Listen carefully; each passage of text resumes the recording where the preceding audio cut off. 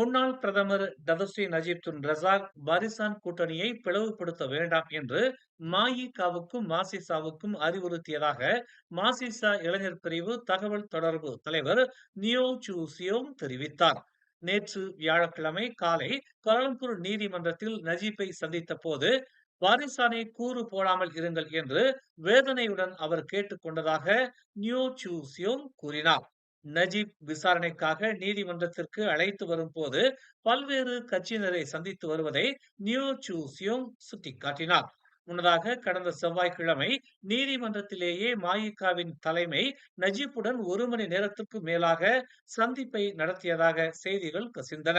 நேற்று நஜீப்பை தாம் சந்தித்த போது பாரிசானின் மரபை உடைத்து எறியும் எந்த ஒரு காரியத்தையும் கட்சியினர் செய்ய வேண்டாம் என்று அவர் வலியுறுத்தியதாக நியோ சூ சியோங் கூறினார். நஜீப்பிற்காக பாரிசானை மீண்டும் வலுப்பெற செய்ய வேண்டிய வேலைகளை முன்னெடுக்க மாசிசா தயாராக இருப்பதாகவும் அவர் கூறினார். மேலும் செய்திகளை தெரிந்து கொள்ள தமிழ் மலர் நாளிதழை பாருங்கள்.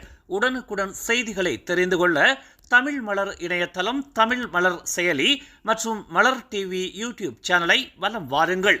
எங்களோடு இணைந்திருக்க மலர் டிவியை பதிவு செய்து கொள்ளுங்கள்.